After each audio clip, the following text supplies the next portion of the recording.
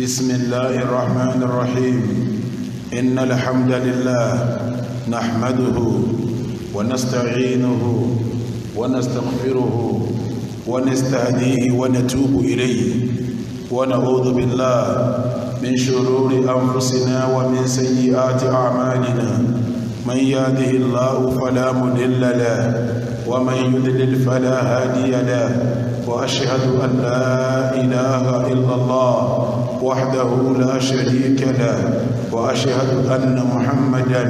عبد الله ورسوله يا أيها الذين آمنوا اتقوا الله حق تقاته ولا تموتن إلا وأنتم مسلمون يا أيها الناس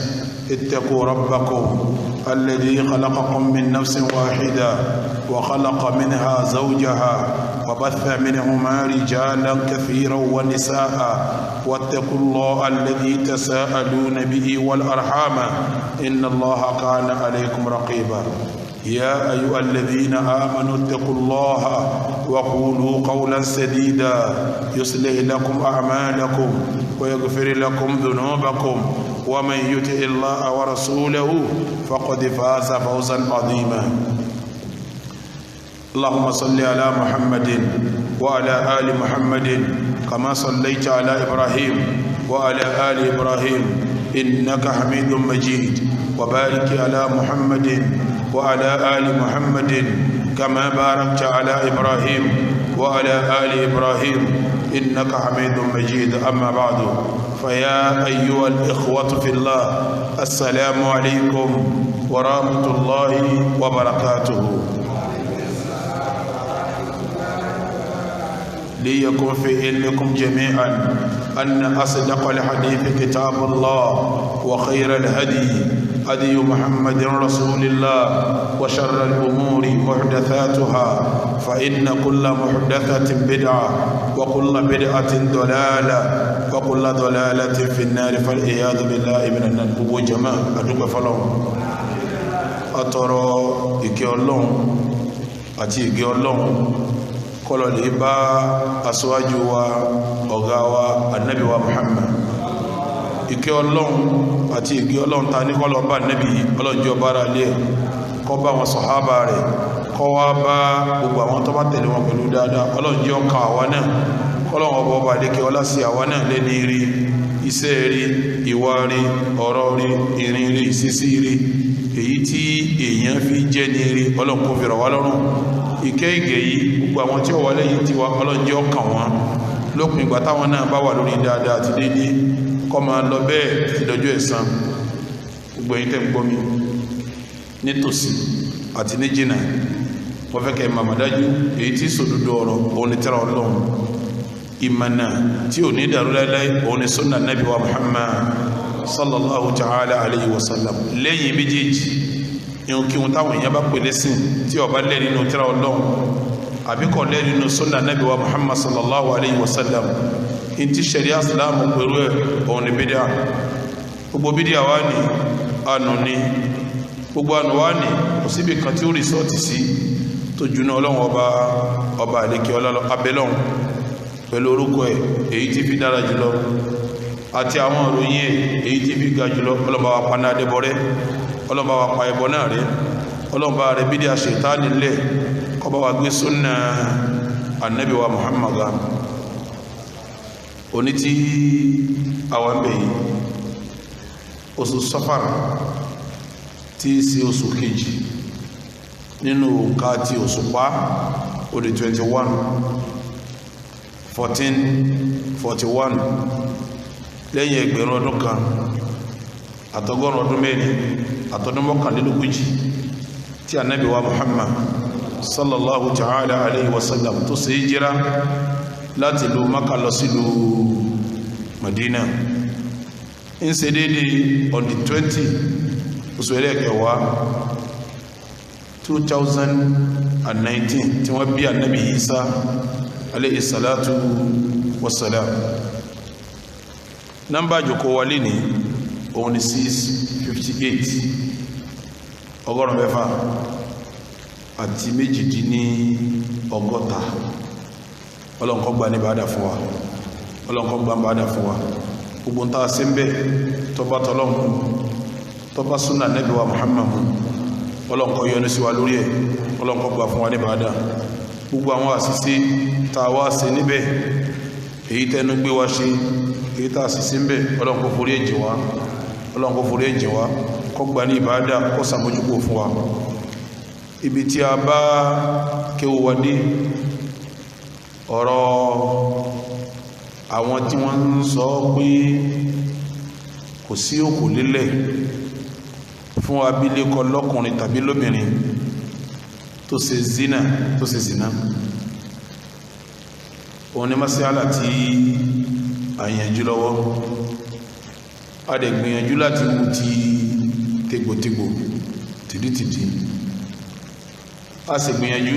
nígbàtọ́rọ̀ yẹn dáríwó láàrin àgbáyé Islam ó sọ níjó ní náà kìí ṣẹlẹ̀ yìí nìkan ni wọ́n ti ń sọ tíra pọ̀ tí àwọn tí wọ́n fara ti sí Islam tí wọ́n ṣe lórí ẹ̀ lérí pé la rajima fi Islam ẹlòmíà sọ tíra rẹ̀ ní la rajima fi shari'ati rahma ó pé à ní pé sharia Islam ní sharia àánú àti kẹ́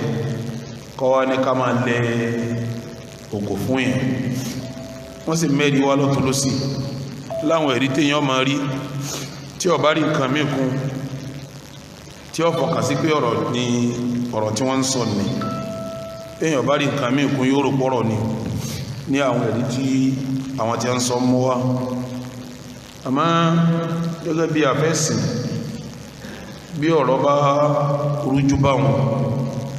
tí rújú ṣẹlẹ̀ àfá gbọ́dọ̀ ṣèwádìí kó tó sọ tí ó bá sọ torí pé àwọn àfẹ́sìn wọ́n ń sọ̀rọ̀ on behalf of Ọlọ́hun àtànẹ́bì ni tí wọ́n bá máa wá sọ̀rọ̀ on behalf of Ọlọ́hun àtànẹ́bì kò gbọ́dọ̀ sọ tọ́lọ́hun àti ànẹ́bì ọ̀sọ́ tó bá sọ òun fúnra rẹ̀ náà yóò jẹjọ́ wájú Ọlọ́hun inú kọ́ jẹ́jọ́ àṣìṣe púpọ̀ òṣìṣe èyí ń fúyẹ́ àbí tó bá mọ̀mọ̀ sí kọ́ jẹ́jọ́ pé ọ sọ àwọn àlùmọ̀ nẹ́bì nù tó fi jásí pé ní ọba dá sọ́rọ̀ ẹ̀sìn ẹ farabalẹ̀ yóò sì wádìí yóò sì mọ̀ tí ó sọ torí tí àfẹ́sìn bá sọ ń sọ fáwọn èèyàn pé ìtọ́lọ́wọ̀n àti Ànábì sọnù ìyẹn ló mọ́ wa ṣèwádìí alẹ́kùn fún zìnà alẹ́kùn fún zìnà bóò ló ti rí nínú wádìí táwọn padà ń bọ̀ wá sàlàyé tí ó kúnná àwárí pa Ànábì lẹ́kùn fún zìnà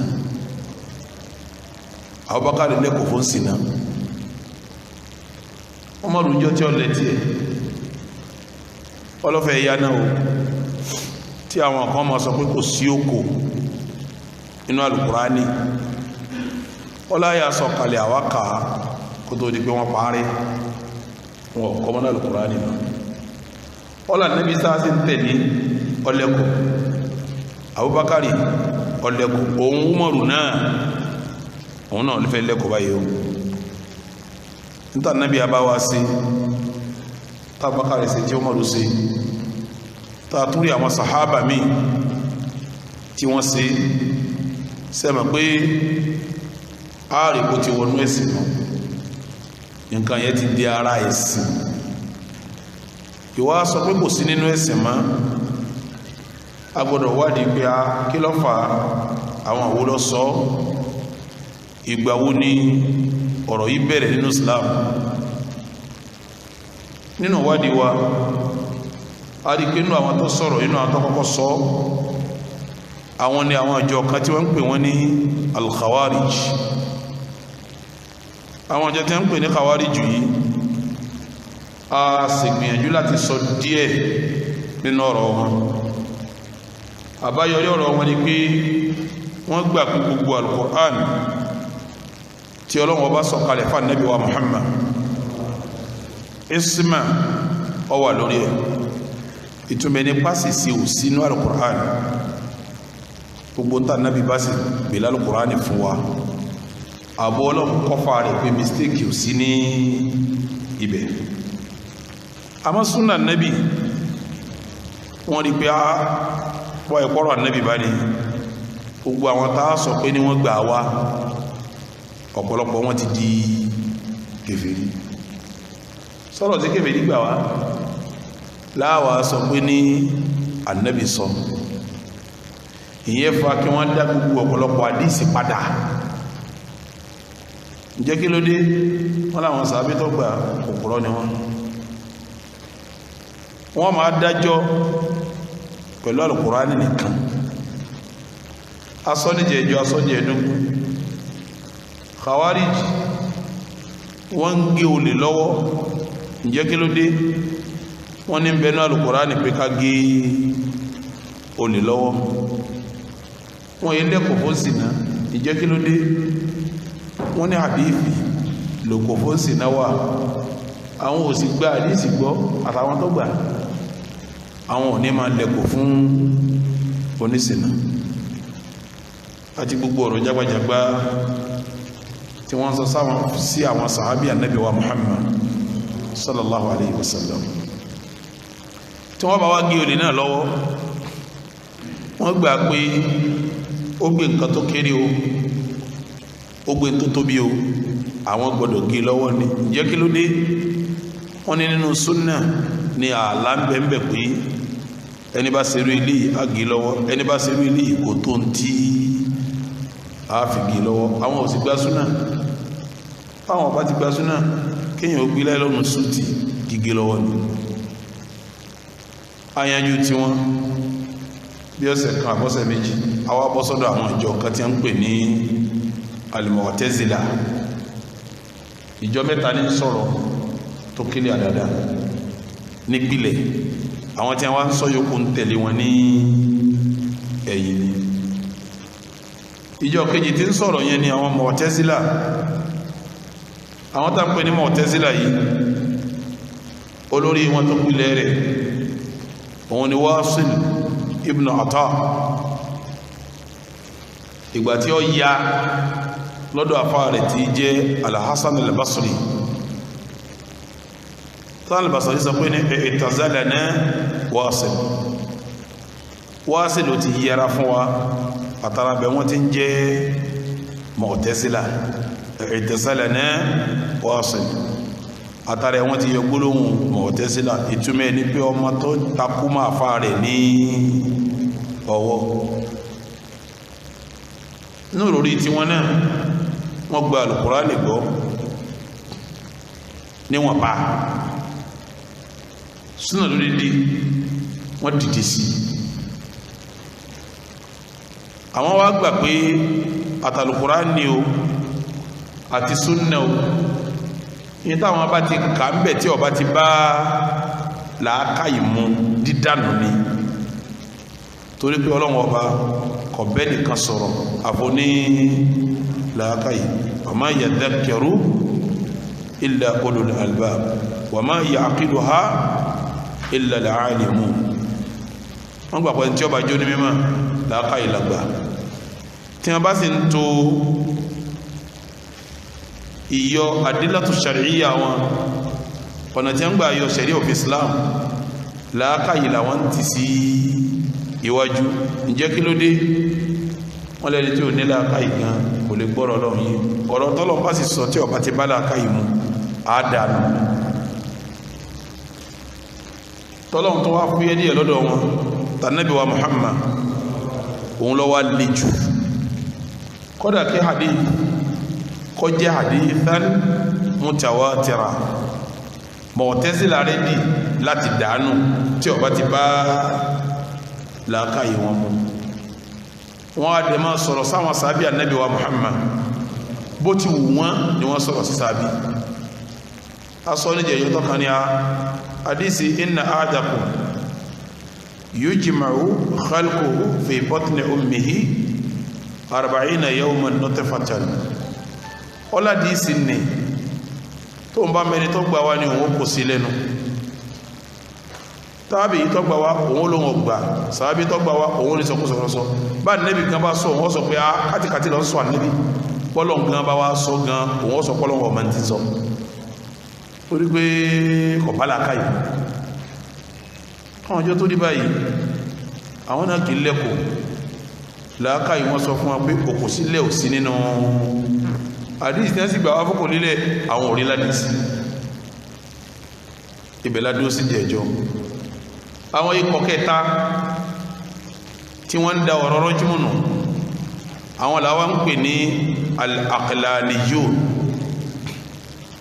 àwọn tí wọ́n fi làákàyè dájọ́ ẹ̀sìn wọ́n á tún máa pè wọ́n ní al-ilmaniyun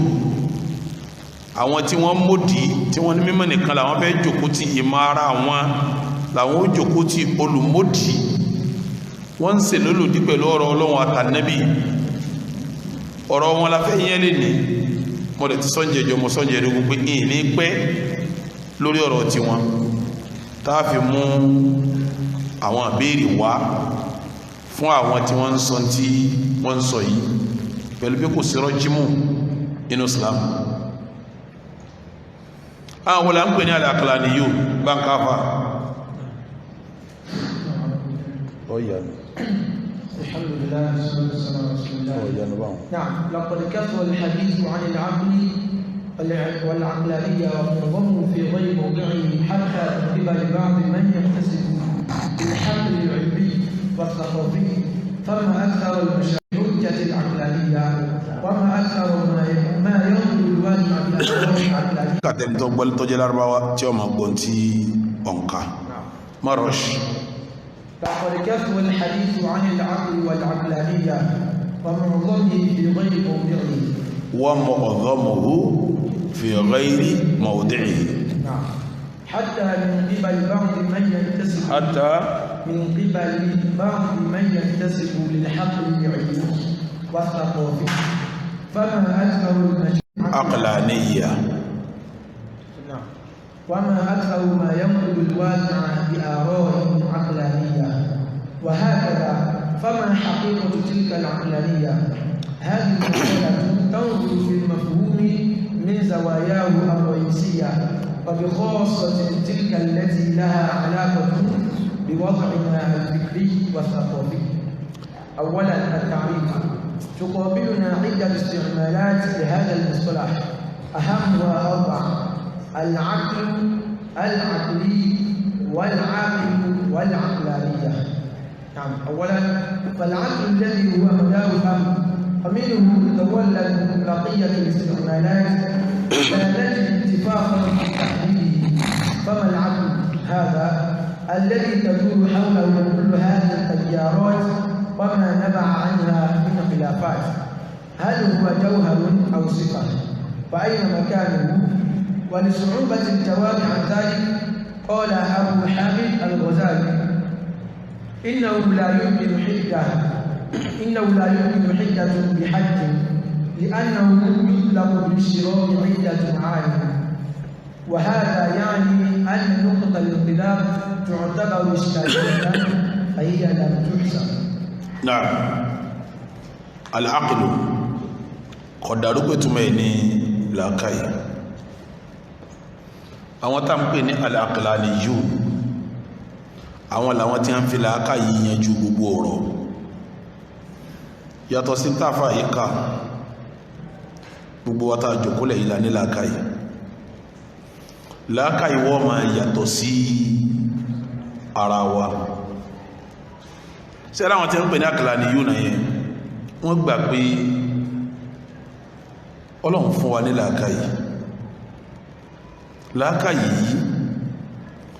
lọ́lọ́run fi ṣe yàtọ̀ wa sẹ́ranko torí gbogbo alágbàpẹ́ ẹranko ní làákàyè nígbà Ọlọ́run ti wá ṣe yàtọ̀ wa bil-aql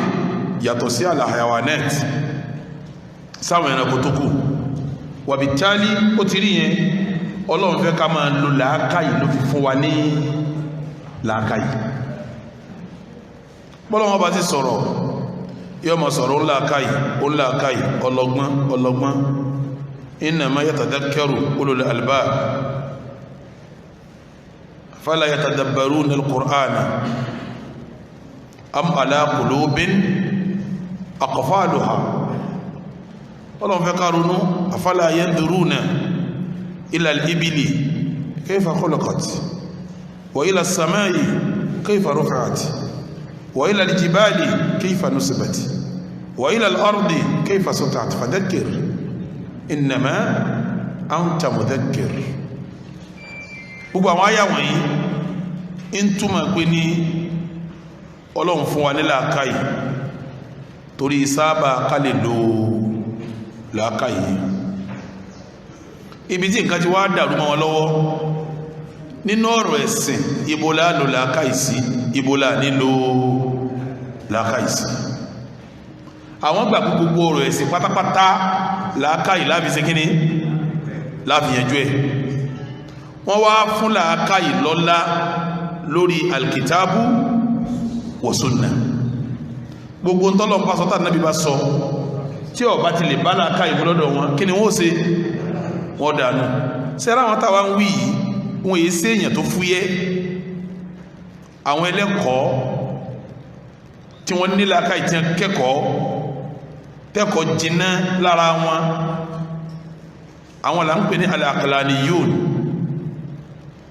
Nígbà wọn bẹ̀rẹ̀, àwọn tó bẹ̀rẹ̀ rẹ̀ ní àsìkò tá a wà yìí, sẹ́wọ̀n pé tá a bá ń sọ̀rọ̀ àwọn tí ló làákàyè ń jó ní àwọn àwọn làwọn eléyìí wọn Mu'tazila ni. Àmọ́ tá a bá ń sọ̀rọ̀ àwọn tí ló làákàyè lónìí, àwọn là ń pè ní aqlaniyun. Nígbà wọn bẹ̀rẹ̀ rẹ̀, àwọn bí àwọn Mahmoud Abbas Akkad, àwọn Taha Hussein àtàwọn tó ní bẹ́ẹ̀ lọ, àwọn ni wọ́n bẹ̀rẹ̀ rọ làákàyè tí wọ́n ń sọ pé bàbá máa yanjú ọ̀rọ̀ ẹ̀sìn làákàyè ní tí ó ṣe bẹ́ẹ̀. Wọ́n wà máa yẹ ọlọ́run, wọ́n máa dé sí ànábì, wọ́n ti làákàyè bọ́, wọ́n wà láyà yìí ó wúlò, áyà yìí kò wúlò. Ẹ dákun, ìwà tí wọ́n ń wù yìí àwọn oníwúrú ẹjọ́ ní Mu'tazila, àmọ́ àwọn ò pera wọn ní Mu'tazila, àmọ́ tí Mu'tazila ń ṣe làwọn náà ṣe kíni ni wọ́n ń ṣe. Torí ẹ̀ wọ́n fi ń pè wọ́n ní Mu'tazilatun judud, àwọn Mu'tazila tuntun. Mu'tazilatun judud, àwọn Mu'tazila tuntun iná ni wọ́n. Kí ló fà tí a fi ṣe tí wọ́n ń ṣe yìí? Turathuna al-qadim, àwọn tírà wa, àwọn ogun wa jọ̀njọ̀n bí al-Qur'ani, bí Bukhari, bí Muslim, bí Muwatta Maliki, Sunan Abi Dawuda, Sunan Tirmidhi, Ibn Majah, tírà al-Hakim an-Naysaburi, al-Mustadrik lil-Hakim an-Naysaburi. Gbogbo àwọn tírà yìí wọ́n kà á. Nígbà wọn wá kà tán, wọ́n wá lọ lè kọ́ ẹ̀kọ́ garbu. Àwọn wọ́n là ń pè ní garbu, àwọn western world. Wọ́n lọ lè kẹ́kọ̀ọ́ wọn. Wọ́n wá rí pé àwọn western world yẹn wọ́n ní ọ̀nà tí wọ́n ń gbà ṣe research níbi gbogbo nǹkan. Wọ́n wá rí pé àwọn náà gbọ́dọ̀ lo ọ̀nà research ń sínú tírà Islam. Àwọn òyìnbó nìsín nígbà àwọn èsì àṣẹ̀tì yóò ní research tí wọ́n ṣe gbogbo atẹ́gùn ó wúlò fún kaba yìí, tá a bá sọ yìí mọ̀ yìí, tá a sọ yìí mọ̀ yìí, tá a sọ yóò mú yìí jáde, tá a bá ṣe yìí, tá a bá ṣe lè kò lé mélé yìí jáde. Bí wọ́n ti ń ronú, àwọn náà wà lọ kọ́rù ronú bẹ́ẹ̀. Bọ́lọ̀ ń bá ní akimi salata ẹ kírun, kí nínú fẹ́ ṣe, kí ní gbá, kí wọ́n wá bẹ̀rẹ̀ sí ronú lérí ẹ̀. Rìsọ́ọ̀tì míì nínú wọn ó lè sọ pé òun yẹn òwúlò tá a bá ti ń ṣe ẹ̀sásáìsì ó ti rọ́pò rò. Toró òun ronú òun rí pé tí ìrùn yẹn fẹ́ bí kára lè dá sákásáká ni. Wọ́n wá gbé làákàyè wọn, wọ́n wá kì í bọ́nú ọ̀rọ̀ ẹ̀sìn. Wọ́n wá fi làákàyè dájú ẹ̀sìn lẹ́yìn ìgbà wọn lọ kẹ́kọ̀ọ́ gárùbù tí wọ́n darí. Ìkan nínú àwọn aqlaniyun. Nínú pírọ́blẹ̀mù tí wọ́n tún ní, wọ́n ń pa àwọn kan ní al-mustashirikun, àwọn tó ṣe pé ara òyìnbó ni wọ́n yìí ṣe mùsùlùmí, omi ìpadà gbà sílámù nínú wọn, omi ọgbà sílámù. Àwọn mustashirikun náà yìí, àwọn lọ kẹ́kọ̀ọ́ Islam kìí ṣe nítorí Islam. Wọ́n rí ẹ̀kọ́ Islam gẹ́gẹ́ bíi pé ẹ̀kọ́ kan ni tá a fẹ́ kó kú, táwa náà fẹ́ kọ́, tá a fẹ́ mọ̀ kí ni Islam ń wí. Ẹ dákun jàmá, kéèyàn sọ pé nínú ẹbí yín òun fẹ́ wá kẹ́kọ̀ọ́ ẹbí yín, kìí sára ẹbí yín o, ó wá fẹ́ kọ́ bẹ́bí yín ti rí, gbogbo ń tọ́ wá ṣẹlẹ̀ nínú ẹbí yín pátá ó wá fẹ́ mọ̀ tó bá mọ̀ tán ó wá fẹ́ jọ́ọ̀jì láàrin ẹbí yín ẹ dákun ṣé ń tẹ́ mọ̀ ń pa rẹ̀ sólè mọ̀ ṣé gbogbo nǹkan ló lè mọ̀ tí ó bá máa dájọ́ nú ẹbí yín ṣé mọ̀ pé yóò gbé ẹbí fún yóò sì gbáre fún torí ó ní àṣebí lágbájá náà sọ báyìí làkàtẹ́gbẹ̀ náà sọ báyìí lóòlà náà sọ báyìí ní tí a ń sọ yìí náà bórí ewu ti yẹ kórí náà ní ọ̀rọ̀ tó wí òun lè rí bẹ́ẹ̀ ó sì lè má ṣe kí ni ó lè má rí bẹ́ẹ̀ báwọn mustashriku náà ti rí nù wọ́n wá kẹ́kọ̀ọ́ Islam nígbà kẹ́kọ̀ọ́ Islam tán wọ́n máa béèrè pé àwọn wo làfà Islam lọ́gọ́rùn ọdún àkọ́kọ́ wọ́n ká tẹ́ra àwọn sàbíjọ àwọn tábìíjọ tábìíjọ bẹ́ẹ̀ wọ́n ní sí bí Mu'tazila náà mùsùlùmí sáni Khawariju náà mùsùlùmí sáni àwọn Sufi náà mùsùlùmí sáni àwọn àtòtòrí kìnnì kan mùsùlùmí wọ́n wá kó gbó tẹ́ra àwọn jọ wọ́n máa pé àfà báyìí sọ báyìí àfà báyìí sọ báyìí mùsùlùmí ni àfà yìí sùlẹ̀ mùsùlùmí ni ìntọ́ tẹ́sí sọ tí ń bẹ ní Islam tí mùnàfíkì sọ wọ́n kà kọ́rọ́ ẹ̀sìn ìtẹ̀yìn bú bẹ́ sọ wọ́n kà kọ́rọ́ ẹ̀sìn ìtẹ̀yìn rí bẹ́ sọ wọ́n kà kọ́rọ́ ẹ̀sìn tí wọ́n bá wá sọ̀rọ̀ wọ́n wá fi wé ẹ̀kọ́ sí Islam ní ọ̀ràn èèyàn tí àwọn èèyàn wọ́n bá kọ̀wé wọ́n ka ìwé Mu'tazila wọ́n ka ìwé Khawariju wọ́n ka ìwé àwọn àmì náà tí wọ́n ń fi làákà ìyẹnjọ́ rẹ̀ sí tí wọ́n bá wá mú rìsọ́ọ̀tì jáde rìsọ́ọ̀tì tí a bá di pé ó lè bà sílámù jẹ́ wọ́n ní sí mùsùlùmí náà lọ́sọ́ wọ́n wà fi ti sára sílámù àwọn mustashirikuna là ń pè wọ́n sẹ́rà àwọn mustashirikuna ìwé táwọn náà kọ àwọn ilmaniyun àwọn aqlaniyun wọ́n tún kówé wọn mara pé Mu'tazila ti sọ báyìí rí Khawarij ti sọ báyìí rí mùsùlùmí ni wọ́n al-usulu al-mufaddala al-qurud al-mufaddala iná wọn sayé ọkọ̀ Islam wọ́n máa fi dájọ́ sínú Islam ẹ dákun tírú wọn bá dájọ́ ẹjọ́ orí wọn dání àbẹ́jọ́ bú àwọn mustashirikun àwọn aqlaniyun nánú wa wọ́n ń gba ìwé kà láti ọ̀dọ̀ wọn wọ́n fi dájọ́ sí Islam sẹ́rà àwọn aqlaniyun náà fi làákà ìdájọ́ yìí tí wọ́n ní násì Kùránì lọ́jẹ́ ni hadisi lọ́jẹ́ ni àwọn ò tí ì lè gbà àfi káwọn kìlà aká ìbọ́ sọ́bálà aká ìmú àbí ọ̀bálà aká ìmú àwọn òṣìṣẹ́ rishas ní táwọn fẹ́ sọ yìí ṣé wọ́n sọ rẹ̀ nínú Islam àbí wọ́n sọ nínú Islam wọ́n wà á mú rìsọ́ọ̀tì jáde rìsọ́ọ̀tì tí a bá mú jáde wọ́n wà ní wọ́n ṣe báàkù wọ́n ṣe rishas wọ́n rìsọ́ọ̀tì sí báyìí ìwé táwọn mustashirikun náà kọ àwọn aqlaniyun wọ́n gbà lọ́rọ̀ gidi wọ́n sì ń lò ló fi jásí pé gbogbo tí wọ́n ń sọ yẹn tuntun sí ń bẹ̀ ìròrí àwọn Mu'tazila àti ìròrí àwọn Khawariju ìròrí méjèèjì ló bí aqlaniyun ló bí àwọn tí wọ́n fi làákà yíyanjú ọ̀rọ̀ ẹ̀sìn ìròrí tó bí inú ni wọ́n sì gbà pé àwọn kẹ́kọ̀ọ́ àwọn ṣèrìṣàs àwọn lajú ń bẹ́nu wọn tó ṣe tíra ọ̀sọ̀kan ní fajirul Islam ọ̀sọ̀kan duhal Islam mana pé àṣùbá Islam ọ̀sán Islam ìwọ́n ń sọ̀rọ̀ àwọn sàábé pé àṣùbánu ìwọ́n ń sọ̀rọ̀ Islam òde òní pé Islam tó nínú ọwọ́ ayé gbogbo ẹ̀sìn padà pátápátá gbogbo wọn náà sì ní ọkọ̀ mùsùlùmí wọn ń jẹ́ ń bẹ́nu wọn tó gba dókítọ̀ ń bẹ́nu wọn tó gba pòfẹ́sọ̀ ń bẹ́nu wọn tó jẹ́ lẹ́kítọ́rà nígbàtí wàhálà yìí ṣẹlẹ̀ láwọn duwalul arabiya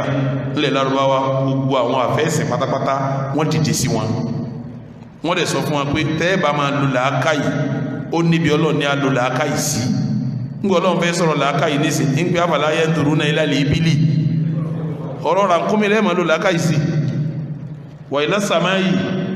ẹnu ọ̀wọ́ tẹ́ẹ̀bà wò sánmà wa ila al-ardi tẹ́ẹ̀bà tún lẹ́ẹ̀ túnú lẹ̀ kìí ṣe pọ́lọ̀ tọ́lọ̀ bá sọ tánàbí bá sọ lẹ́wà sọ pẹ́fẹ́ sọ ní gbogbo àwọn tí a ń sọ pé a sọ lọ́rọ̀ Ọlọ́run a sọ lọ́rọ̀ ànábì àwọn ni wọ́n jẹ́ aqlaniyun àwọn aqlaniyun náà wọ́n wá jẹ́ ọmọ kéwu Mu'tazila àtàwọn tí wọ́n ò jù bẹ́ẹ̀ lọ gbẹ́ni bá ti gbọ́n tí ń jẹ́ Mu'tazila yìí tọ́gbọ́n tí ń jẹ́ Khawariju yìí kó gbé fọ́tò Mu'tazila àti Khawariju kó gbé láwọn aqlaniyun náà ní orí àbáwọn ilmaniyun kó gbé ní wọn lórí èmi ò sì lérò pẹ́ni kọ́ fẹ́ sẹ́sìn bó ti yẹ kọ́ sẹ́sìn kọ́ wájá sọ́pọ̀rọ̀ àwọn Mu'tazila àtọ̀rọ̀ àwọn Khawariju bá àti ròyìn wọn láròyìn wọn ní ọwà gbámú lọ́rọ̀ nígbà tọ́rọ̀ Abakari bẹ́ẹ̀ tọ́rọ̀ Umaru bẹ́ẹ̀ Abdullahi ibn Abbas bẹ́ẹ̀ Abdullahi ibn Mas'ud bẹ́ẹ̀ Imam Maliki wà bẹ́ẹ̀ Abu Hanifa wà bẹ́ẹ̀ Ahmadu Hanbali wà bẹ́ẹ̀ ẹ lu ọ̀rọ̀ wọn ẹ wá ń lu ọ̀rọ̀ àwọn tí mùsùlùmí gẹ̀ẹ́ dìkílé àwọn lákọ̀ọ́kọ́ ọjọ́ tó fi dòní gbẹ́ni bá ti gbọ́ Khawariju yìí tọ́gbọ́ Mu'tazila yìí àwọn ọmọ kéwù wọn tó wà ń ta lónìí àwọn là ń pè ní aqlaniyun torí tí Mu'tazila ń wíjọ ní pé ogun tí ẹ bá sọ àwọn ó gbé sí tọ́lọ̀ àtàlá ìbá sọ àwọn ó gbé sínú làákàyè òun làwọn eléyìí náà ń ṣe kíní ni wọ́n ń sọ ìtumọ̀ ẹ̀ ní pé wọ́n kọ Mu'tazila lọ́dà tuntun wọ́n gbé wá sí àárín mùsùlùmí ìtumọ̀ ẹ̀ nù ni àwọn tá ń pè ní aqlaniyun náà àwọn mẹ́tẹ̀ẹ̀ta yẹn mo ti dádó mo ti ní sọ̀rọ̀ tọ́pọ̀ lórí ẹ̀ àwọn mẹ́tẹ̀ẹ̀ta yẹn àwọn ni wọ́n lọ ń ṣe ìròrí kò sí tí ń jẹ́ rọ́jì mọ̀fílì kò sí tí ń jẹ́ kálẹ̀kọ̀ fún sinadu Islam àwọn tọ́kọ́ sọ lákọ̀ọ́kọ́ Khawarij àwọn Mu'tazila àwọn náà sọ àwọn tí wọ́n ń sọ lọ́wọ́lọ́wọ́ lẹ́ni wọ́n jọ máa kéwà àwọn méjèèjì àwọn là ń pè ní aqlaniyun àwọn là ń pè ní ilmaniyun àwọn àfa àwọn kẹta àwọn ni mustashriqun àwọn tí wọ́n ń kẹ́kọ̀ọ́ Islam tí ì ṣe mùsùlùmí tí wọ́n ń kóró rí Mu'tazila wá sínú tíra wọn àti Khawarij wá sínú tíra wọn ẹni bá sì ẹ bá ka tíra wọn èèyàn káwọ́ lérí o èèyàn káwọ́ lérí o ẹ mọ́ lérò pé àwọn tí wọ́n ń sọ̀rọ̀ wọn náà wọn ní rẹ́fẹ́rẹ́nsì o rẹ́fẹ́rẹ́nsì tí wọ́n padà sí àwọn lásọ yìí mọ́dá yìí dúró mo wá fẹ́ bọ́ sí ọ̀rọ̀ béèrè mélòó mo pè béèrè yẹn mọ́kànlá mo fẹ́ bi àwọn tí a ń sọ pé kò sí rọ́jímù ní Islam mo fẹ́ bi wọ́n ní béèrè mọ́kànlá tí a bá dáhùn mọ́kànlá alhamdulillah a ma bi tí kálukú belongs àkọ́kọ́ béèrè mi fún wọn mo fẹ́ bi wọ́n pé ẹ̀yin tẹ́ ń sọ pé lóde òní ní ń sọ o àwọn tí a ń sọ lóde òní mo fẹ́ bi yín léèrè pé Mu'tazila lẹ́yìn ní àbí Khawarij tó bá jásí pé Khawarij bá ní àbí Mu'tazila bá ní a ní táàbà yín sọ torí ntáàbà pé táwọn bàbá yín sọ náà lẹ́sẹ̀ kíní lẹ́yìn náà sọ báwọn tọ̀hún ò ti wá gbà níjọ́ táwọn èèyàn rí tọ́ dájú wá lọ́wọ́ láyé ààrẹ tí kẹ́yìn ló ṣe kíní káwá pínkẹ́ gbà ń tipátipá wàhálà ní o tẹ́ ẹ bá ti faramọ́ pé Mu'tazila ní àlọ́rọ̀ tá a sọ tẹ́ ẹ bá faramọ́ pé Khawarij ní àlọ́rọ̀ tí a sọ torí Abdullahi ibn Abbas sàábé ni onímímọ̀ ni àgbàfáànù sàábé ni ọlọ́lọ́ yìí bá àwọn Khawarij sọ̀rọ̀ àwọn tó padà àwọn tí ó padà òsè kíní bí àlè ti gbógun tí wọ́n tó àwọn tí ó padà sẹ́kù láàrin wọn wọ́n dẹ̀ sẹ́kù tí tó fi dòní tó bá jásí pé àdínáàbù wọn ọmọ wọn bá ní àlọ́rọ̀ tábà yín sọ ajásí pé táwọn Khawarij yín jò ní ìránkù òun náà lẹ́yìn náà sí kíní pẹ́ pé Mu'tazila bá sì ní àlọ́rọ̀ tábà yín sọ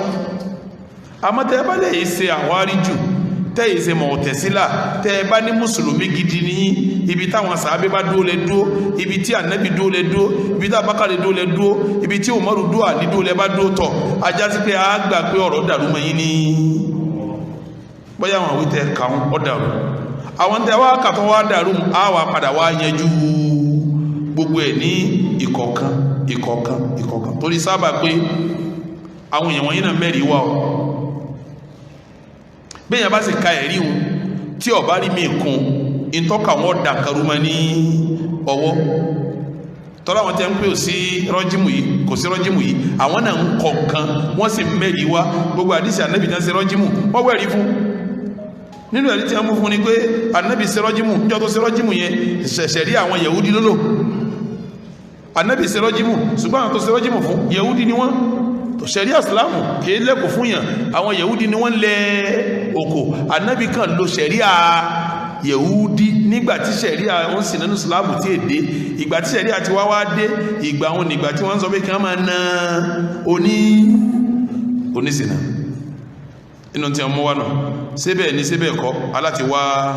ìdí ẹ̀ láfilẹ̀ ń tọrọ bá dàrú mọ́ lọ́wọ́ agbọ́dọ̀ gbìyànjú kábà sí kíní kábà yanjú ẹ̀ ìbéèrè àkọ́kọ́ nù ṣé Mu'tazila ní ṣé Khawarij ní bẹ́ẹ̀ bá lẹ̀ ṣe Mu'tazila ẹ̀ ṣe Khawarij ìtẹ́ ẹ̀ka lẹ́fisọ́ ń tẹ́ ẹ sọ ajásípé ń tẹ́ ẹ̀ka ìtọ́ dàrú ní tá a gbọ́dọ̀ yanjú rẹ̀ ìbéèrè àkọ́kọ́ nù ìbéèrè ẹlẹ́ẹ̀kejì báńkà hal yukirruna bi anna sunnata nabawiyyata min masadir at-tashri' السؤال الأول سؤال الثاني نعم هل يقرون بأن السنة النبوية الشريفة مصدر للتشريع يحتكم إليها أم لا يحتكم إليها أم لا يحتكم إليها أم لا هل يحتكم إليها أم لا نعم فإن كان الجواب بلا فقد ارتدوا فإن كان الجواب بنعم فإن كانوا جهالة علموا فإن كانت عندهم شبهات أو شهوات أزيلت فلهذا قدمت النصيحة والتحذير عن البدع. ìbéèrè ẹlẹ́ẹ̀kejì ẹ̀yin tẹ́ ń sọ pé kò sí rọ́jímù nínú Islam ǹjẹ́ gbà wípé sunna nabi masdarun min masadir at-tashri' ọ̀nà kan náà tàbí yọ ṣẹ̀ríà sẹ́mọ̀ kẹta wá fẹ́ sọ̀rọ̀ ṣẹ̀ríà Ọlọ́run nísìn a máa kọ́lọ̀ ń sọ báyìí láàfi dájú abẹ́ẹ̀kọ́ nígbàtí Ọlọ́run sọ pé àsáríkò wà sárí kọ́tọ̀ fákítọ̀ ó àìdíyà wọn o lè lọ́kùnrin lóbìnrin ẹgbẹ́ lọ́wọ́ tí a bá ní wọlé ti ní ká máa gé wàhálà rí nínú Al-Qur'an az-zaniyatu waz-zani fajlidu kulla wahidin minhuma 100 jalda ó ń sìnà lóbìnrin lọ́kùnrin ẹnà wọn lọ́gọ́gọ́rùn ún búlára tó bá nìtọ̀ ó sì sìnà bọ́bí kọ jẹgbá ẹ́ níbo láti rí àánú Al-Qur'an láti rí sẹ́ẹ̀rí bá ti ń yọ ṣẹ̀ríà inú Al-Qur'an ni ǹjẹ́ gbà pé ẹ̀yin tẹ́ ní òsírọ́jímù ǹjẹ́ gbà pé a lè yọ ṣẹ̀ríà bẹ́ẹ̀ náà nínú súnà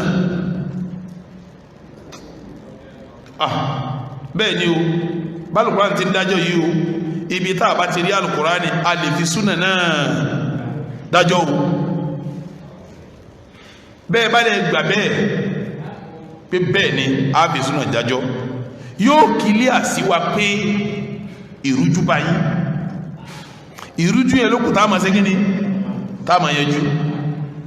yóò kílíà sí wa pé àìmọ̀kan ṣe yí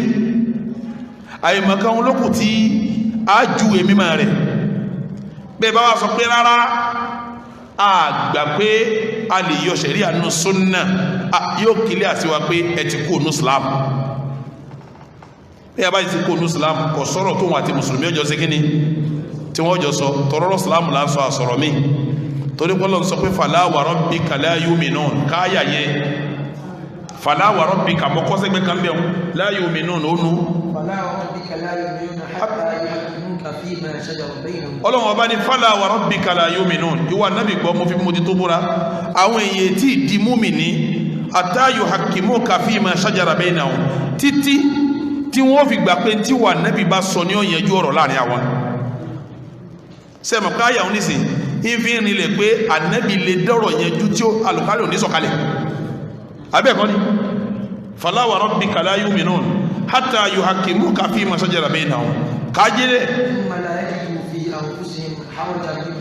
bá ànábì bá wá dájọ́ tán ìta ànábì bá dájọ́ tán òun tó bá dájọ́ sí òun nírí pé kìíní kan kù lẹ́mí yí pẹ̀lú tá ànábì bá sọ wa yusallimu taslima ẹ gbà pa ànábì sọ ẹ sì sọ wọlé bí èèyàn bá ti gbà bá ń pẹ́ ànábì lè sọ̀rọ̀ kọ́dà bọ́lọ́hun ọ̀sọ́ tá a gbà pé ṣẹ̀ríà ni bí èèyàn bá gbà bẹ́ẹ̀ mùsùlùmí ni bí èèyàn bá lóhun ọ̀gbà bẹ́ẹ̀ kìí ṣe mùsùlùmí o a wà bí pẹ́sẹ̀ gbà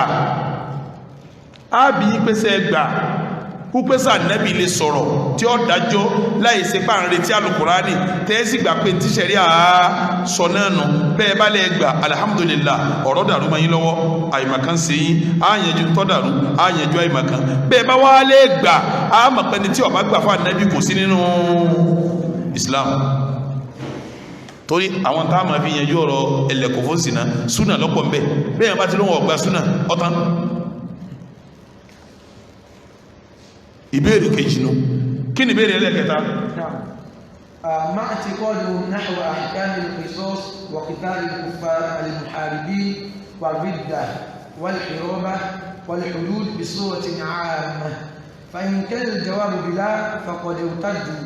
وإن كان الجواب بنعم فإن كانوا جهلة علموا وإن كانت عندهم شبهات أو شهوات أزيلت. ìbéèrè kẹta ábí àwọn tí a ń sọ kí ní ilé rẹ̀ pé ǹjẹ́ gbà pé kìsọ́s ẹ̀san gbígbà ǹjẹ́ gbà pé mẹ́nu Islam tọ́lọ ní an-nafsu bin-nafs ká tí bá ti ń ká yà bọ́bá ń ká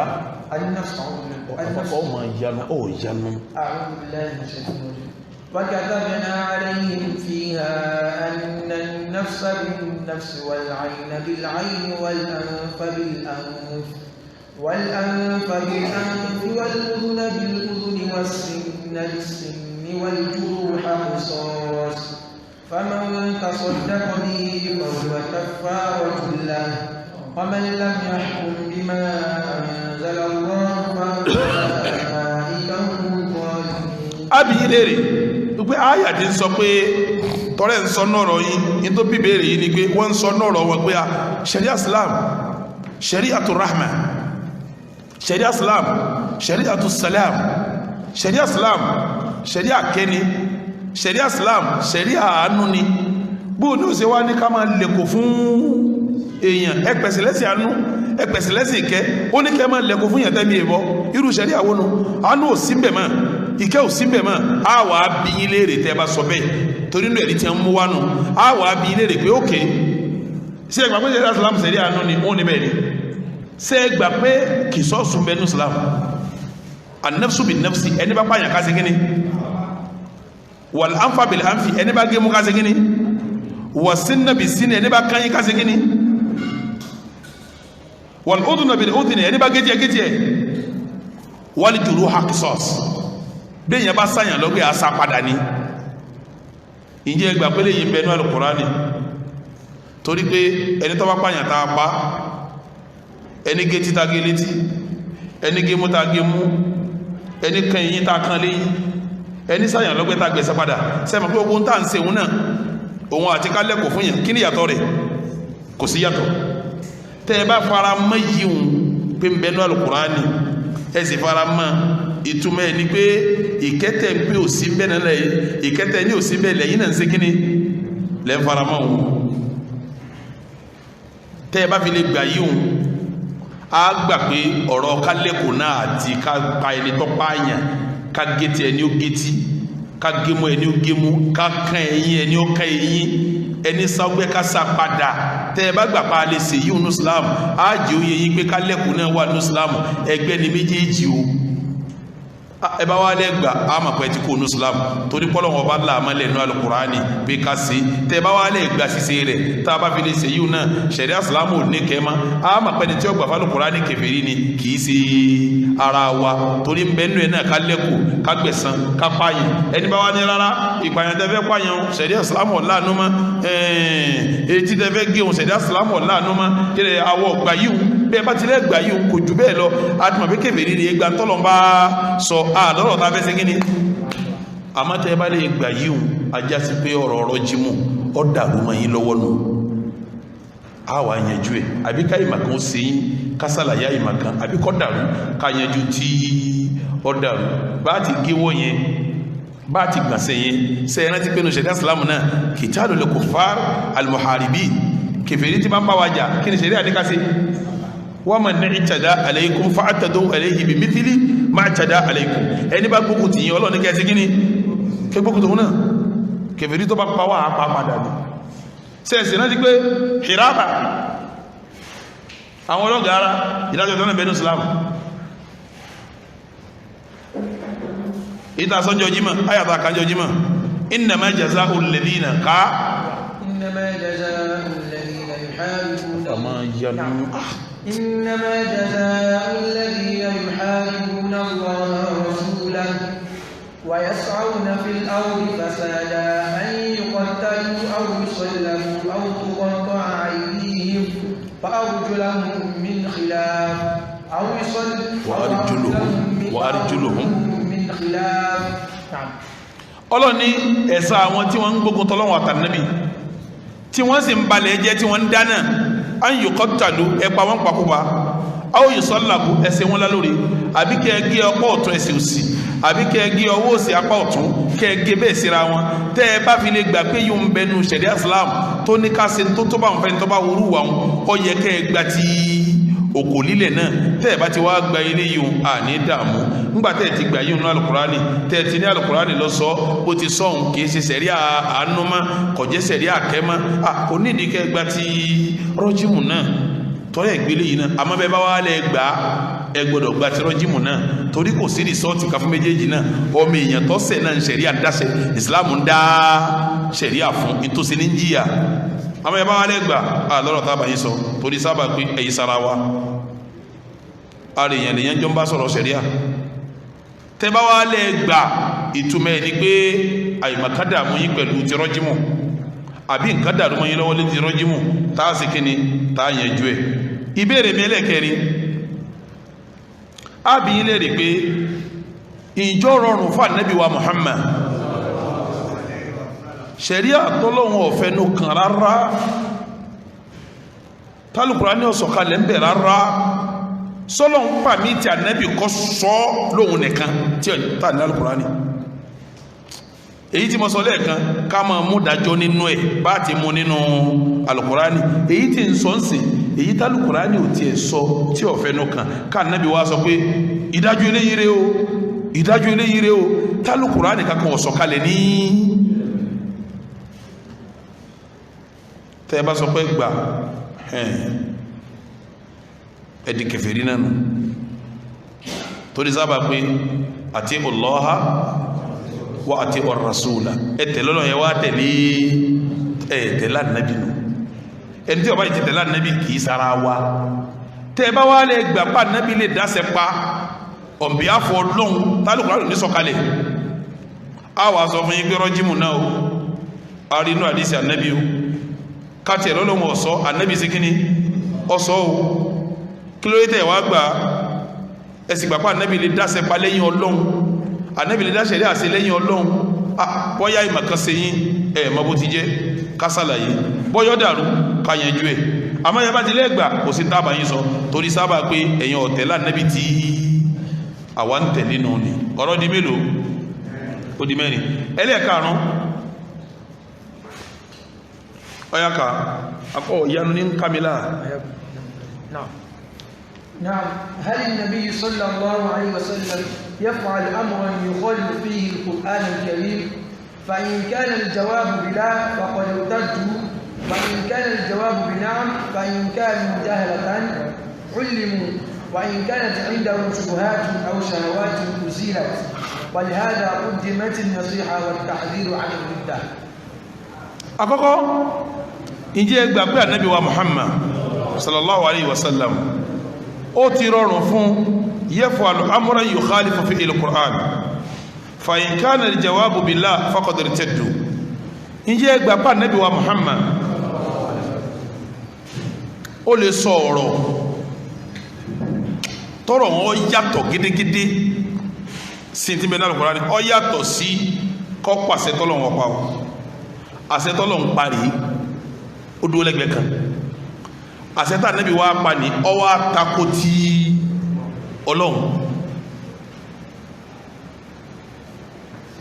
ọlọ́run pàṣẹ báyìí Ànábì wá pa tiẹ̀ àwa wo àṣẹ Ànábì ọwọ́ àtakò tí ọlọ́run sẹ́ ẹgbà bẹ́ẹ̀ tí ń jásí pé Ànábì ń dá ìjọba sẹ́ ẹgbà bẹ́ẹ̀ tẹ́ẹ̀bá dẹ̀ gbà bẹ́ẹ̀ ẹ ti kó nù Islam kí ni ó jẹ́ kó nù Islam torí pọ́lọ̀ ní wà máa yantiqu anil hawa in huwa illa wahyun torí ní tẹ́ ń sọ fún wa ní pé ń bẹ ní Al-Qur'an ní pé az-zaniyatu waz-zani fajlidu kulla wahidin minhuma mi'ata jalda ó ń sì ná lọ́kùnrin lóbìnrin ẹ̀nà wọn lọ́gọ́rùn bólálá àṣẹ tọ́lọ́nù àwa nínú súnà Nábì àwa bá ń bẹ̀ pé ẹni bá jábílé kọ ẹlẹ́ lókò kó fi kú sẹ́mọ̀ pé nǹkan yẹn ti tako torí àzáníyà tó tọ́wà ń bẹ̀ yẹn kò sọ pábílé kọ kò sọ pé kò sábílé kọ oní sínà sínà ní sínà ti ṣe kíni ní ń jẹ oníyàwó kò níyàwó ọlọ́kọ kò lọ́kọ sọ́sẹ̀ sínà náà àzáníyà ó ń sínà lóbìnrin wàzáni ó sì náà lọ́kùnrin ọwọ́ ajábílé kọ kọjábílé kọ ọjọ́ magi ọjọ́ samari ọlọ́run ò sí kíni kọ̀yẹ́jú ẹ̀ kọ́dà ńgbà tí ó tún mọ́ wá ó tún fi alifu wà láàmú sí alifu wà láàmú bẹ̀ ń túmọ̀ gbogbo ọ̀ràn oní tó ipò rọrùn láti sọ pé ó sì náà ni ó níyàwó kò níyàwó ó sì náà ni ọlọ́kọ kò lọ́kọ ọlọ́run ti kó pọ̀ sínú àyà azaniyatu wazani kí ló dé tà nẹ́bí ó tún wá sọ pé ẹni bá jábílẹ̀ kọ́ tó ṣe sí náà ẹlẹ́ lókò kéèkú ní sí ẹ̀mà pé kí ní wọ́n ti tako tẹ́ ẹ bá gbà pé bẹ́ẹ̀ ló ti takora wọn èyí ṣe mùsùlùmí mọ́ kí ló bá tí wọ́n fi jẹ́ mùsùlùmí mọ́ torí wọn ò gbà pé ń tà nẹ́bí sọ wáyí ni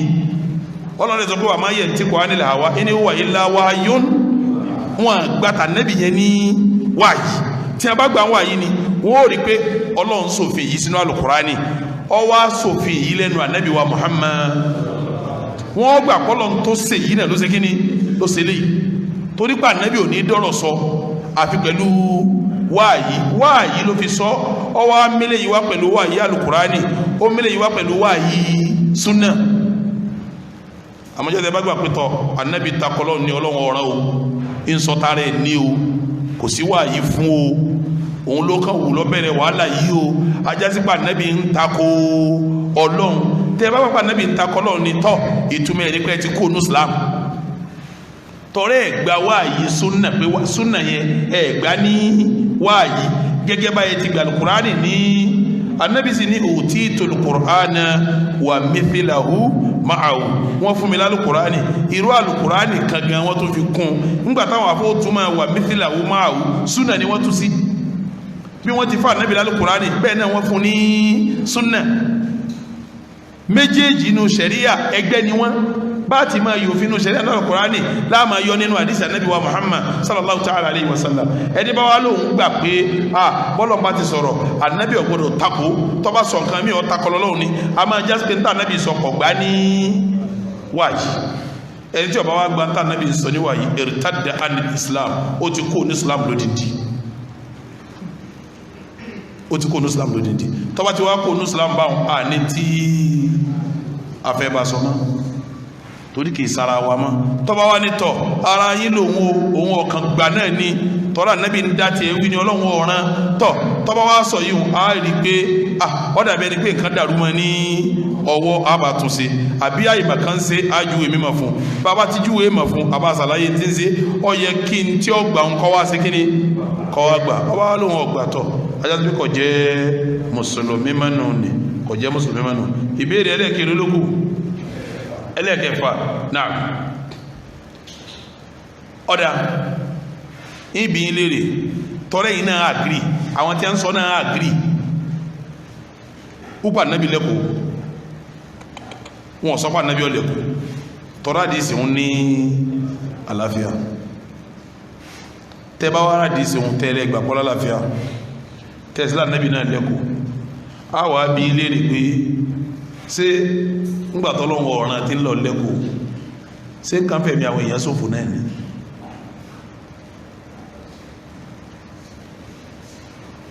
àbí ọkà wòsùsù ló ní ọyẹ ẹ̀pà wọn ṣé ń fẹ̀mí wọn ṣòfò náà ni àbó ní ṣẹ̀ríà míì tí ń lò lẹ́yìn ṣẹ̀ríà Islam èwo là nẹ́bì sí inú méjèèjì tọ́ dáa ṣé kọ́ máa fẹ̀mí ṣòfò láì ní reason àbí láì gbàṣẹ sóhun lọ́dá ni àbí kọ́ lọ ímpọ́tù ṣẹ̀rí àmì ìwà kọ́mọ sí kíní kọ́mọ ọdún sóhun lọ́dá èwo lọ́fọ́ ànábì mọ́nu méjèèjì ẹ̀dáhùn rẹ̀ lẹ́yìn tẹ́ ní òsùkú nílẹ̀ ní Islam ànábì sá lẹ́kọ̀ọ́ Abubakar sí lẹ́kọ̀ọ́ Umaru lẹ́kọ̀ọ́ ẹ̀yìn náà sì gbà pé wọ́n lẹ̀ ọ̀dà ńgbàtà ànábì lẹ́kọ̀ọ́ sọ́kà waste life àwọn èyí ni torí wọ́n ní kọ́dùnà wọn ni kọ́dùnà wọn máa ń ṣe kíní wọ́n ń pa wọ́n sọ́ Abubakar waste life wọn ni torí wọ́n ní ọ̀nà wọn ni kọ̀nà wọn ń pa wọ́n ṣé Umaru waste life wọn ni torí wọ́n ní kọ̀nà wọn ni kọ̀nà wọn ń pa wọ́n àbá nẹ́bí wá fi tí wọ́n fi rán ẹlẹ́ ìlọ̀rẹ́ ṣẹ̀ríà mi kò sí ìtẹ́ sọ nínú méjèèjì tẹ́ jẹ́ ìyàn rí tọ́rẹ́ ń pa nẹ́bí ní kírímínà nù ìtumẹ̀ nípa nẹ́bí ń pààyàn ànẹ́bí fẹ̀mí ṣòfò Abubakar ń pààyàn Abubakar fẹ̀mí ṣòfò Umaru ń pààyàn Umaru fẹ̀mí ṣòfò léyìí náà lẹ́nu mùsùlùmí sọ́tọ́ sí ẹ̀dáhùn ẹ̀ ní bá fẹ́ múnà méjèèjì bá mi kàáyí tọ́ tẹ̀lé àṣọ́wàlù ó di mélòó tí mo béèrè nísìn ó di mẹ́fà ẹlẹ́ẹ̀keje ألم يعلموا أنهم بإنكارهم حكم الرجم قد انحطوا في درك تحت كفار الجاهلية أيام النبي صلى الله عليه وسلم وتحت اليهود بوجوده في شريعتهم بل وتحت القردة من الحيوانات كما في صحيح الإمام البخاري لما رجمت القردة الزانية مع عدم تكليفه. ṣé tẹ́ bá sọ pé kò sí òkò lílẹ̀ ní Islam ẹ bá ń dáhùn ìbéèrè yẹn ni pé níjọ́ta nẹ́bí ìdí àwọn kèfèrí gangan tí wọ́n bá ṣe sìnà láàrin wọn wọ́n lè ó sìnà lókò ní láwọn kèfèrí gangan kódà ìjọ kan bẹ àwọn ọ̀bọ sẹ́mọ̀ pé wọ́n súnmọ́ èèyàn ìyàtọ̀ díẹ̀ lọ́wọ́ láàrin àwọn àtọ̀bọ bẹ bá rí èèyàn mí gan bí ọ̀bọ lórí ìṣesí wọn náà súnmọ́ téèyàn gbà mí àwọn náà máa fẹ́ yàwó tí wọ́n mọ̀ pé lágbájá níyàwó lágbájá eléyìí lọ́kọ eléyìí láàrin àwọn ọ̀bọ ọ̀kan ò sì ní dìde kọlọ kìyàwó ọ̀bọ ìsí àwọn ẹranko yòókù ń ṣe ajá ń ṣe àgbò ń ṣe màálù ń ṣe wáwẹ́ amẹ́bọ̀ wọ́n máa fẹ́ra wọn tí wọ́n mọ̀ pé eléyìí lọ́kọ eléyìí níyàwó eléyìí wọ́n èyí sì dọ́dọ̀ ìyàwó lọ́dọ̀ àwọn ọ̀bọ gan tí kan nu wọ́n bá kíyàwó mi mọ́lẹ̀ tí a bá ka mọ́ àwọn ọ̀bọ yòókù ó mú ó dé mọ́lẹ̀ wọ́n wá máa lọ kókò àwọn máa lẹ̀ lóko láwọn ọ̀bọ gangan kèfèrí Mákà ń ṣe ká Nábì tó dé àwọn ọ̀bọ ń ṣe ó ti ṣẹlẹ̀ rí ìbẹ̀rẹ̀ sọ yóò lọ kárí bẹ́ẹ̀ táwọn ọ̀bọ lẹ ara wọn ní òkò torí pé kan kíyàwó ìkejì mọ́lẹ̀ àwọn abiyín léèrè sáà Nábì padà sí kèfèrí ní àbójọ́yìn àwọn ọ̀bọ gbàtà Nábì náà wà nílé kò fún sínà àwọn abiyín léèrè pé òkúta Nábì lẹ̀ fún sínà yìí sọ padà sí kèfèrí ní àbójọ́yìn ẹ̀dáhùn rẹ̀ tọ́wọ́ padà sí kèfèrí ẹjẹ́ àmà kálọ́bá jọ́yìn àwọn ọ̀bọ ní ẹjẹ́ àmà ibi tẹ́bà tó Ànábì sí láàrin méjèèjì kọ́sà tó máa lẹ́kọ̀ọ́ ó dé Mẹdínà ká Ànábì tó lẹ́kọ̀ọ́ fún sínà ó dé Mẹdínà Ànábì ó lẹ́kọ̀ọ́ fún sínà Mákà tó fi kó Mákà níjọ́ta Ànábì ó máa lẹ́kọ̀ọ́ fún sínà Mẹdínà ní tí ń lẹ́kọ̀ọ́ fún sínà Mẹdínà ló ti lẹ́kọ̀ọ́ fún sínà mo wá fẹ́ bi yín léèrè òkúta Ànábì lẹ̀ fún sínà ní Mẹdínà lẹ́yìn ìgbà tó ṣe Ìsìlámù lọ́dún mẹ́wàá sáà máa sọ pé ó padà sóko kèfèrí Mákà ni àbọ́jọ́yìn àwọn ọ̀bọ tí wọ́n ń lé onísìnà ní èwo la Nábì sínú méjèèjì ẹ bá ń dáhùn rẹ̀ ìbéèrè di mélòó ìbéèrè di méje ọyá bá ń ka kẹjọ.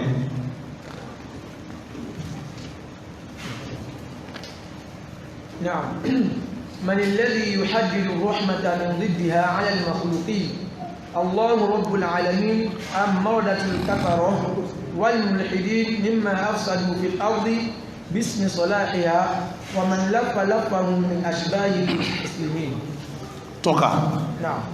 من الذي يحدد الرحمة من ضدها على المخلوقين الله رب العالمين أم مردة الكفرة والملحدين ممن أفسدوا في الأرض باسم صلاحها ومن لفهم من أشباه المستسلمين. ìbéèrè mi ẹlẹ́ẹ̀kẹ́ ló mọ́ fẹ́ sọ yìí ìkejì àbí kẹjọ ìkẹjọ ni tá bá sọ pé àánú tá bá ní àánú sẹ́mọ̀ pé nú ẹ̀rí tí wọ́n mú dání tí wọ́n fi ń sọ pé òkò lílẹ̀ ò sínú Islam wọ́n ní la rajma fi shari'atil rahma kò sókò lílẹ̀ nínú ṣẹ̀rí àtọ́sọ pé òun mú kẹwàá tọ́lọ́mbó wa ma arsalnaka illa rahmatan lil alamin ààrán wà nábì àfikọ́ jẹ́kẹ́ fún gbogbo ayé tọ́ ìgbà tí wọ́n rà nábì pẹ̀lú òkẹ́ téèyàn ṣe sìnà tọ́wọ́ akókó tì sékẹ́ wà ní ìsìláàmù nù ìkẹ́jẹ́ ọlọ́wà ní ìsìláàmù yìí ilẹ̀kùn tá nábì lẹ́kùn fún sìnà táwọn bákàrí lẹ̀ tí wọ́n mọ̀rú lẹ̀ ń já sí pẹ́sì yẹn ò ní ráàmà tí wọ́n torí ẹ̀ràn nábì yìí wàá bí yín léèrè ẹ̀yin tẹ́ ní kò sí rọ́jímọ̀ ní ìsìláàmù ṣé ń tá a bá pè ní ráàmà sọ́lọ́hun ni ó sọ pé rámánì ni àbáwọn kèfèrí tẹ́ kàwé wọn sọ́lọ́hun ni ó júwe tí ń jẹ́ rámánì àbáwọn kèfèrí tẹ́ ka ìwé wọn àwọn kèfèrí tẹ́ kàwé wọn yẹ rántí o àwọn náà ń ṣòfin ẹ̀tì ìyàmọ́lé àwọn náà ń ṣòfin ẹ̀pà alágbájá àwọn náà ń ṣòfin ẹran lẹ́wọ̀n gbére láwọn kèfèrí wọ̀nyí ìgbà táwọn ń ṣe òfin ẹran lẹ́wọ̀n gbére tí wọ́n ń ṣe òfin ẹ̀tì ìmọ́lé tí wọ́n ń ṣe òfin hangi ẹ̀ tí wọ́n ń ṣe òfin ẹ̀lọ́pá táwọn kèfèrí wọ̀nyí ń ṣe òfin yìí tọ́lọ̀ ń wá ṣòfin pé ní ṣe sìnà lábílẹ̀kọ ẹlẹ́ lókò kéku ẹ dákun torí Ọlọ́run ẹ wá ní kò sí ráàmà mọ́ nínú Islam tọ́ sáwọn kèfèrí tí wọ́n sọ̀rọ̀ sí yín lẹ́nu sí ráàmà ń bẹ ní òfin tiwọn náà kèfèrí tí ń sọ̀rọ̀ wípé kò sí rọ́jímù inú Islam tí wọ́n àtàkì rọ́jímù inú Islam sáwọn tó sọ̀rọ̀ yẹn sáwọn ni ó júwe tí ń jẹ́ kẹ́ni àbọ́lọ̀ ni ó sọ pé kẹ́rì wọ́n fẹ́ bí yín léèrè Ọlọ́run ní yára dánwò ẹsà méjì ma ẹni bá ní ìyàwó tó fẹ́ràn ìyàwó ẹ̀ dáadáa ìyàwó mi ni ó wá fẹ́ràn rẹ̀ bó ti ẹ̀kọ́ fẹ́ràn rẹ̀ ẹnìkan wà ní ọwá kì í mọ́lẹ̀ ó wá dá olójú gbó kí ìyàwó rẹ̀ mọ́lẹ̀ sẹ́sọ̀ lẹ́tàlì kí á mọ̀ lọ́wọ́ ìdí ẹ̀dá mi lóhun ìjọ tó bá ń rí ọkùnrin hùn kí nínú lọ́mọ́ sí ìyàwó nǹkan tó bá rí nǹkan só lè jẹ́ ìyàwó lábẹ̀rẹ̀ mọ́ tọ́ ìyẹn ìtumọ̀ ẹni pé ká ṣàánú ẹni ó ṣe sìná ká má ṣàánú ẹni wọ́n bá yàwó ẹ̀sùn síkẹ́nu ẹ̀yin tẹ́ wá sọ pé ò síkẹ́ yìí ẹ wá gbà pé ní bá fẹ́ gbàjọba lọ́wọ́ yín wọ́n hangi ẹni síkẹ́ ni kẹ́ hangi èèyàn ẹ̀yin ṣe é ṣe kẹfẹ́ ni tí ọkùnrin àtobìnrin kan banújẹ́ ẹ̀yin ṣe kẹwọn kẹ ìbànújẹ́ tó rí òun kẹ pa náà níbi tó mọ fún un pẹ̀lú kẹ palẹ̀ máa àwọn eléyìí bàbá tí a máa sọ̀rọ̀ pé tí ń jẹ́ kẹrì tí ń jẹ́ yàrí làákàyè wa ká fi júwe rẹ̀ làákàyè ta ni ó júwe ìkẹ́ fún wa ta ni ó júwe ìyà fún wa tó ẹ̀yin kẹ́ máa sọ fún wa pé ṣẹ̀ríà Islam ò ní ráàmà kò ní ìkẹ́ Ọlọ́run ni ó divine ìkẹ́ fún wa pé eléyìí ní ń jẹ́ kẹ́ eléyìí ní ń jánu eléyìí ní ń jẹ́ yà eléyìí ní ń jẹ́ dáadáa ní tí ṣẹ̀ríà ọba pè ní ráàmà kò lè jẹ́ ráàmà ní tí ṣẹ̀ríà ọba pè ní àdáàbò kò lè jẹ́ àdáàbò kátó sọ pé àwọn tí wọ́n ń sọ̀rọ̀ yìí kèfèrí ni wọ́n àwọn náà lọ́nà tó burú tí wọ́n ń gbà fìyà jẹ báwo lè yẹn ó ṣe wá jẹ́ mùsùlùmí tí ó lóun gbọ́ lọ́wọ́ àtànábì gbọ́ tọ́lọ́wọ́ wa sọ pé in tí mo gbé ń kẹ lọ́dọ̀ mi ní o tẹ́nìkan wa ní à lọ́dọ̀ tiwa kìí ṣe ìkẹ́wù tọ́ wà gba ti ẹni ń wọlé igbá tẹ́ni ń wọlé ó di kèfèrí tó lọ ṣe kófòrò pẹ̀lú Ọlọ́run ó ṣe kófòrò pẹ̀lú Ọlọ́run ní ó jẹ́ àbí àwọn tí a ní kò sí rọ́jímọ̀ ní Islam léèrè pé sọ́lọ́run ni ó divine tí ń jẹ́ ráàmà ní àbáwọn kèfèrí tẹ́ ń kàwé wọn tẹ́ ẹ bá sọ fún wa pé kèfèrí tá ń kàwé wọn ni ó sọ fún wa pé tí ń jẹ́ ráàmà ní a mọ̀ pé ẹ̀yin náà di ara wọn àmọ́ tẹ́ bá sọ fún wa pọ́lọ̀ ni ó sọ pé tí ń jẹ́ ráàmà ní a gbà pé intẹ́ ń sọ yẹn àyèmọ̀ kan ṣe yín a ṣàlàyé mà fún yín àbí ká gbà pé intẹ́ ń sọ yẹn ó dàrú mọ́ yín ní kábàáyín tó tọrọ náà tí kálẹ̀kò fún sínú tó fi jẹ́ ìkẹ́ tó fi jẹ́ àánú ńgbà tá a bá ń ṣàlàyé àwọn òrùjú tó dàrú mọ́ àwọn tí ó ní òsírọ́jìmù ní Al-Qur'ani nínú ṣẹ̀ríà Islam àwọn tó ní òsírọ́jìmù ń bẹ ọ̀nà tí rọ́jìmù gbà jẹ́ ìkẹ́ á ṣàlàyé bí ẹ̀ mọ̀ ṣàlàyé òun Yorùbá ní abánilóbi ń sùn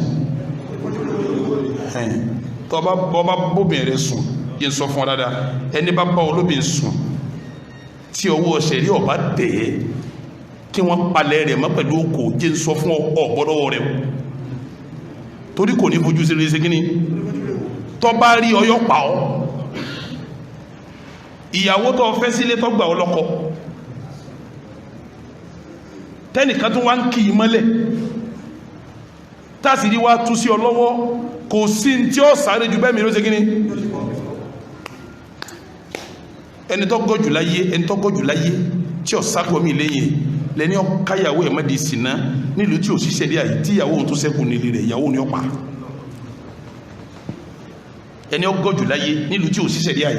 ká ní ṣẹ̀rí àbá wà wọ́n ṣètò ṣẹ̀rí àlérí ẹ̀ ọkùnrin ó ní fọkànbalẹ̀ yọ́ lọ fẹ́ ìyàwó mi ìbànújẹ́ rí ó ṣe kíni ọkùnrin kan baálẹ̀ ìní dákọ̀ tó ti jẹ baálẹ̀ ibẹ̀ ní dùú sí torí àwọn àlejò ta ní ọkùnrin tó jẹ́ baálẹ̀ yìí wọ́n mọ́ o ìyàwó ẹ̀ bá sàṣemọ́sí bá lọ lè ṣe náà ó sì mú bẹ́yàn tí mú sheikh bábábá ìmọ̀ ní ló ṣẹ̀rí à ń lẹ̀ yìí ìgbésẹ̀ méjì péré láti àkọ́kọ́ gbésẹ̀ ni yọ̀ǹda rẹ̀ kó máa lọ kọlọ̀ lè wẹ́lómi tí ó jẹ ọkọ fún èkejì gbésẹ̀ ní ká wá pé ká ṣe wáàsí fún òun náà kírù rẹ̀ mọ́ tún padà níbi tó bá tún dé tún lọ kọ́ mọ níbi tí ọmọ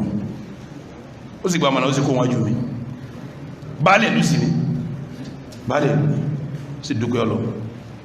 ó bá padà sábúlé wọn wọ́n bá ń pẹ́ baálẹ̀ ẹ̀kọ́wọ́lọ̀ jẹ́lé yín àmójúkó ní àṣegbà àwọn olóyè ń lọ wọ́n ń bọ̀ àwọn aráàlú ń lọ wọ́n ń bọ̀ wọ́n tún yí àwọn kábíyèsí lọ bẹ́ẹ̀ lọ́wọ́n náà bá kọ̀ sídá ó ti wá ń sáré báyìí o kó tó wá wọ sáré ó sẹ̀sìn tọ́ ó yí ọlọ́run sí bí obìnrin òun ti ṣe ọkùnrin mu obìnrin òun padà sọ́dọ̀ ẹ̀ tí wọ́n ní wọ́n parí ìjà ẹjọ́ tán ẹ̀ẹ́dẹ̀ẹ́dẹ̀ bí o bá ti máa ṣe ẹ̀gá máa tán èèyàn ni ó jẹ́ kiri ìwó sí kíní ó pé wọ́n bẹ̀rẹ̀ sí tán ọ̀rọ̀ abẹ́ àwàdà òsínbẹ̀ kí mú ní òsínbẹ̀ kò síbẹ̀ tọ́ báálẹ̀ bá gbé mi kálukú bá wá ẹsẹ̀ báálẹ̀ tọ́ alhamdulillah wọ́n bá mi pé sheikh nǹkan ìgbà ọmọ àtọ̀ ẹ ti wá gbẹ̀bẹ̀ lọ́n ti gbọmọ́ nítọ̀ ìmọ̀ràn tèmi ni mo fún yín ẹ̀ bá sì fún yín mọ́ràn khiyaru ń bẹ fẹ́ni tá fún mọ́ràn kó lò khiyaru ń bẹ fún kọ́sọ́ mọ́ràn tọ́ lẹ́yìn oṣù kẹta tí obìnrin yìí wọlé baálẹ̀ bẹ̀rẹ̀ ààrẹ wẹ́rẹ́wẹ́rẹ́wẹ́rẹ́ ààrẹ ń padà dágúnlẹ̀ kò lè dìde kò lè lọ́bì kankan èmi náà lọ kí torí èèyàn mi ní kí ló wá ṣẹlẹ̀ ìgbàtà rẹ̀ yẹ dágúnlẹ̀ ìyàwó yọ wà dáná ẹ̀wà ní oúnjẹ rẹ̀ ní o jẹun ó èyí tọ́lọ́ bá mi sùn jù ní ibẹ̀ ní tún tara ń lọ yìí ibẹ̀ ní tún lọ yìí ntọ́ba sí o bí tó sùn sí ntọ́ba sí tọ́ba dé yóò ní àdúpẹ́ ara mi ti ẹ̀yà gágá ẹgẹ̀ẹ́gẹ́ tí wọ́n sin sọ́kùnrin ni wọ́n tún bọ́ sí òtún dúpẹ́ fún wọn ibi wọ́n bọ́ sí ńgbà tó lè ṣe dáadáa ni ibi wọ́n tẹ̀ sí lọ́wọ́ tí ò lè ríra tí ò lè dìde tí sáré ọkùnrin tó wá ní báyàwó òun sùn ìyàwó wa sọ́gbà tí ará àdúgbò bá dá díẹ̀ yóò wá invite ẹ̀ wá yóò wá pé bá kíní wọ́n kì í o a sì ń lọ yàrá ń tẹ́bà sí bẹ́ẹ̀ni ó ní sẹ́bí ń jíṣẹ́ tẹ́lẹ̀ ní ojú ẹni wá ń ṣe yìí tọ́bà wá sí ojú ẹni ń ṣe yìí tọ́bà wá sí ẹbá lọ kí ọkà máa gbé kẹ́ẹ̀ wà ń sunkún kò lè rojọ́ òun ọwá sàlàyé fún mi mo sọ fún yín ọwá wà lérí ààrẹ báwọn tí ò lè dìde bí tí wọ́n rárá rí bẹ́ẹ̀ tí wọ́n fi ń sẹ̀sìn tí wọ́n ń jí láàárọ̀ sunkún dalẹ́ alẹ́ sunkún mọ́jú lọ́dún méjì kẹ́mìrì ó tó wá bọ́ ìbànújẹ́ lọ́pàá ẹ dákun nínú kálẹ́kọ̀ọ́ àti kí ilé yọ ma ṣẹlẹ̀ èwo láánú ń bẹ èwo nìkẹ́ ń bẹ ẹ̀yin tẹ́ wá ń dìfáì ní ráàmà tẹ́ ń dìfáì ní pọ́lọ̀ ní wa ma arsalnaka illa rahmatan lil alamin bí ṣẹ̀rí islam bá wá lẹ́kọ̀ọ́ ó ń sì náà lábílẹ̀ kọlọ́kùnrin lóbìnrin kọ̀ jẹ́ ráàmà má ẹ dìfáì ní ráàmà èwo ní ráàmà ń bẹ nísìn sọ́lọ́ ní ó ju ráàmà ní abẹ́yìn òfin ìwọ ni ò ní jìyà sí gbogbo òfin tí ń ṣètò jìyà náà kìí sófin ìkẹ́ àbí ṣe ń tẹ́ ń fi fún wa ní pẹ́ni tí a bá jẹ kọ́ máa ṣe kíní ọlọ́run ò ní sófin kan àfikọ́ jẹ́ kẹfẹ́rú Ọlọ́run ní pàṣẹ kan àfi kó jẹ́ àánú fẹ́rú ìjọkíjọ́ tá ń bá ń lò fi yẹn ìkẹ́ ọmọ bá wa níjọ́ tá bá ń lò mọ́ gbogbo wa láàmà jìyà. Ó di béèrè mélòó tí mo béèrè ó di mẹ́jọ ní ìdádún bẹ́ mélòó mo ní mo fẹ́ béèrè ẹ̀yin tẹ́ ní òsèrọ́jímù ní bí léèrè o wọn ò sì retí èsì yín bó sì yẹn máa lọ jára parapẹ́ máa lọ fèsì láyé tí yín náà kò sí láì fi àmọ́ tẹ́ ẹ bá ní gbogbo tí mo sọ yìí ẹ bá rí pé bó ti rí ni ajásípọ̀rọ̀ dàrú mọ́ yín lọ́wọ́ á yẹnjú ẹ̀ bọ́yá ìmọ̀ kan èyí ó juwe mímọ̀